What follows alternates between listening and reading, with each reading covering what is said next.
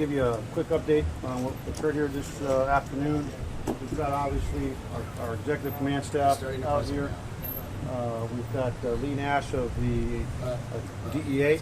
He's the assistant special agent in charge of the DEA here in the Houston field office. So I'll give you a quick briefing. First and foremost, I want to say there has been no loss of life as a result of this officer-involved shooting.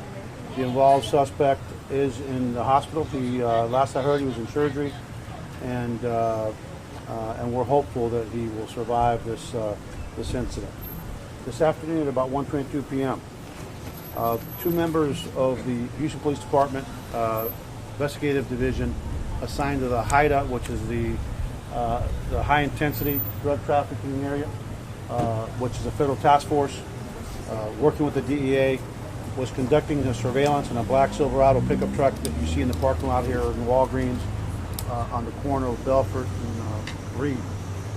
What occurred at about 1:22 p.m., two members of our department in plain clothes were inside the pickup truck when a black male suspect, adult suspect, carrying a backpack, started to try to get in the truck, not realizing that officers in there. The officers gestured for the suspect to leave and to get him to walk away. They did not want to get out the car at the time because obviously you're in a surveillance. You don't want to be burned. They actually called for a marked black and white from Houston PD to come by and check by with them. Prior to that black and white coming, the suspect stepped back at about 1:23. Started taking his backpack off, unzipped the backpack, put his hand into the backpack, and started saying, and started screaming at them, "So I got something for you," and raised the backpack directly pointing it at the officers, almost directly across from the officer in the right front seat. The officer, fearing the suspect was actually about to shoot at him, which is what he was feinting and what he was trying to believe that's what he was doing, discharged several rounds through the windshield of the police car, striking the suspect. Officers rendered aid. HFD arrived and immediately started again rendering aid till HFD got here. He's been taken to the hospital where he was taken into surgery, and we're still hoping that he will survive after being struck several times. The two involved officers again are assigned to our gang unit that works with HIDTA, which is again a federal task force, and they were actively in surveillance in the area. You all know that we have a lot of federal partnerships in the Houston AOR, and we have a lot of investigations going on, not just here in Southeast Houston, but throughout the city of Houston, the greater Houston area. The Internal Affairs Division is here, Special Investigations Division is here, and the District Attorney's Office is here, as is the DEA. The DEA will conduct their own parallel review since they were acting in capacity as task force officers as federal agents. But we will take the lead in terms of the Special Investigations Unit, criminal investigation, and our investigation, internal investigation from Internal Affairs. The two officers will be placed on administrative duties, which is consistent with our policy for the near future until we get your analysis back from them and we get to see the psychologist, and until we go a little deeper into the investigation. The officers, as soon as we get more information, they clear all that stuff, they would end up coming back, but it's still early on in the investigation. I just want to say that we had our Major City Chiefs meeting here in the last couple days. That's the 69, as the president of Major City Chiefs. We hosted the winter meeting, and we have been talking about a myriad of issues, including violent crime, and today we really talked in depth about mental illness, drug addiction, and the cross-section between these issues: addiction, mental illness, and homelessness, and criminality. One of the things that, in talking to some of the committee members, what gets into people's minds that they think you can go up to a car and pretend like you're going to shoot somebody by saying, "I got something," and raising it up is beyond me. But the officer that did discharge fired thinking he was about to get shot. We have not found a weapon. There is no weapon in the backpack, which makes me question this person's sobriety, and this person's obviously makes me question his sobriety makes me question his state of mind. It makes me question his actions because it's just not smart to be. As a matter of fact, you all know I believe in transparency, so the community members were asking me what happened. You might have been out there. I don't remember if you were earlier or not, but I walked them through it. We did not have body-worn cameras. These were investigators on surveillance, but we do have video of the incident. So we have obtained video that shows what occurred. This is our third officer-involved shooting in the last few days, our fourth of the year, and it just illustrates the environment that we're operating under. Luckily, in this case, again, the suspect that has been shot was not armed, but based on his movements, his actions, his statements, he was certainly trying to pretend and trying to make the officers believe that he was about to shoot. So with that, I'll open it up to any questions, and then I'll do the Spanish. Hold on one second. I'm going to do it in Spanish real quick. Huh? The truck, I just want to make sure it's a Silverado. It's a Silverado. I said that earlier, a black Chevy Silverado. Esta tarde, como a las 1:22 p.m., miembros de la policía de Houston que están trabajando con nuestros colegas a nivel federal, están en una investigación aquí cuando un sospechoso afroamericano de más o menos 45 años de edad fue la troca que ustedes ven aquí atrás, la troca negra Chevy Silverado. Habían dos oficiales vestidos de paisano adentro de la troca. Empezó tratando de abrir la puerta estaba cerrada con pestillo. Los oficiales le dijeron: sal de aquí, salte de aquí, salte de aquí. No quiso hacerle caso a los oficiales. Los oficiales llamaron para una patrulla marcada que viniera a ayudar.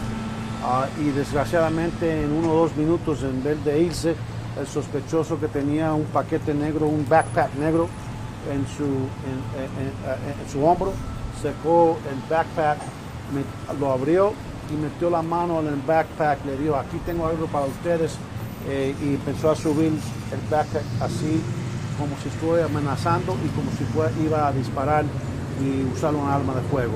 El oficial pasajero, pensando que el sospechoso iba a disparar su arma de fuego, iba a tirarle, disparó varios balazos que le dieron al sospechoso. El momento que le sacaron todo y empezaron a darle auxilio médico, los oficiales del Departamento de Policía de Houston, llamamos a los bomberos. Gracias a Dios, el sospechoso está en el hospital, está vivo, está hablando y está en la seguridad. Tenemos agentes de nuestra unidad de investigaciones especiales que están investigando este tiroteo. Tenemos miembros de asuntos internos del departamento que están aquí para hacer una investigación administrativa, y tenemos agentes del fiscal del condado de Harris County DA, Kemal, que están aquí con nosotros. Los dos oficiales van a estar puestos en trabajo administrativo hasta que la investigación continúe un poco. Sí tenemos video de lo que ocurrió, un video de una particular, y ese video enseña qué fue lo que ocurrió. Así que con eso, en los últimos cuantos días hemos tenido varios incidentes. Ayer en el Walmart, cuando uno de nuestras oficiales estaba allá de compra y un hombre vino con pistola a asaltar, y este es el cuatro que hemos tenido en el año nuevo.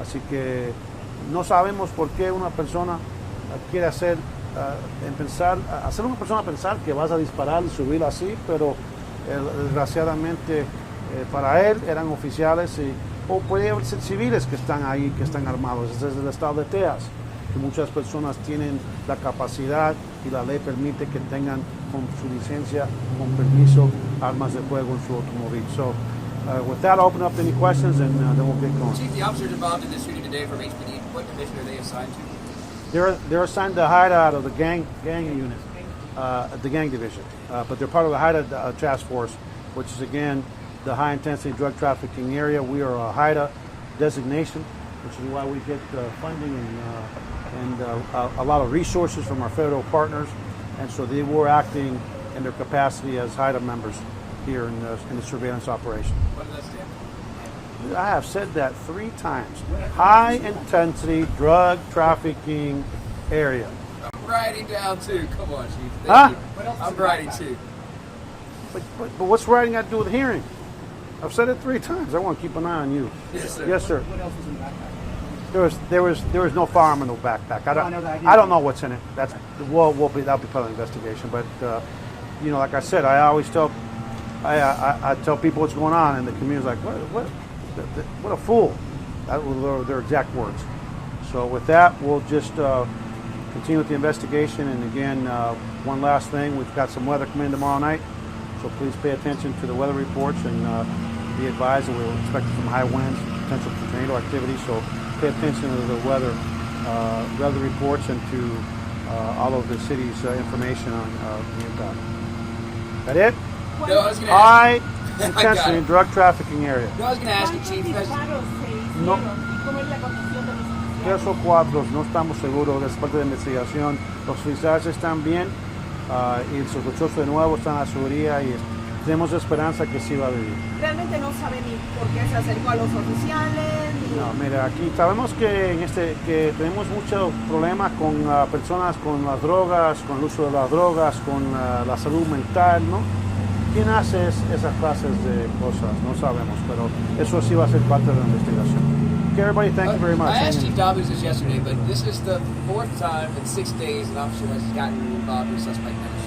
Yeah. The mindset of the department right now, what your officers are going through, realizing that's tough. You know what? Here's the deal. You know, we if you look at where we're at 5-6 years ago, we used to average 45 to 50 officer-involved shootings. We've cut those in half. Last year we had 23 officer-involved shootings. But we know that there's a lot of violence. We know there's a lot of, in this case, this was feigned violence when this guy's acting like they said, the community members, not me, the community members, so he's acting a fool. But there's a lot of gun violence out here. We got a guy yesterday at Walmart that goes in there to rob people. They're trying to earn a living, an honest living. Goes in there to terrorize people. They're just trying to do their shopping, and he goes in there to rob them. Come to find out that individual not only was trying to rob that Walmart, but robbed another Walmart the night before. Robbed somebody at gunpoint to take a car, and then had already committed 2 other aggravated robberies. My understanding is that he was on probation for aggravated robbery. And I'm just going to say it again. And I'm sitting here in Southeast. This is a predominantly Hispanic and African American, middle income, working community. For those that think that communities of color in this city or any other city wants violent felons coddled, they are sorely wrong. People in this community want to live in peace just like everybody else. And this is not the shooting, because this guy's going to end up being, who knows why he did what he did. But we know we had somebody yesterday at Walmart that should not have been walking the streets, robbing people. And I will just say this, I've seen the video of our narcotics detective, 18-year veteran, female officer. I've seen that video, and if you don't think that the men and women of the Houston Police Department have tremendous courage, you look at that video. This wasn't a man, this was a woman, this was a Houston police officer that is highly trained and highly committed, and we make up for lack of resources with heart. And you will see that young woman yesterday, well, she ain't that young, but you will see that woman yesterday when that video comes out, close the distance, with her badge in one hand, her gun in the other, put herself at risk. She didn't have no bulletproof vest on, because it was the right thing to do. And I saw the headlines in the Chronicle this morning where it's the 3rd officer-involved shooting. We're not going to get in that as long as I'm chief. We're not going to count whether it's 1 or 100. We're going to make sure that every one is a standalone incident where we will judge the actions as a community, as a police department, the DA's office, the grand jury, the actions of that officer and the suspect based on that shooting. Because I know how it works. Sometimes people say, hey, I'll never forget in Austin, we had a year where we had 10 shootings, and the media wanted to say, what, the sky is falling. I said, wait a minute. If somebody's about to shoot that man, and the only way I'm going to save him from getting killed is by taking a shot, what do you want my officers to say? Hey, well, you know what? We've had 10 shootings, so You're on your own. You know what I'm saying, my friend? So that's not the way it works. We're not going to get in that game. We hold our officers accountable. We hold them accountable for their training. We hold them accountable for their tactics. But I can tell you, you talk to our cops. I run a tight ship. We don't bullshit around here. But accountability is a two-way street. We got to lift this community up here and across Houston, across this country, and stop this nonsense where we have fallen in love, judges especially, and some prosecutors, too many of them. And thank God, Kim Ogg and I are talking a lot about these issues, and we're going to start going with our federal partners, and they're here after these guys that think that this is the Wild Wild West, that they just go on robbing people. Because I'll never forget that little boy who went with me that day. Was you there? A few months ago in an apartment complex. It's sitting there in his apartment complex, who gets shot by a fool that was already arrested for murder and was out on a $5,000. Why should that little boy come close to dying? Because we've got some of these elected officials that are in love with coddling violent criminals. We're going to keep talking about it, and I'm glad that Kim and I are seeing eye to eye on how we deal with violent crime, and we'll be talking more about gun violence in the next week or two. Thank you all very much.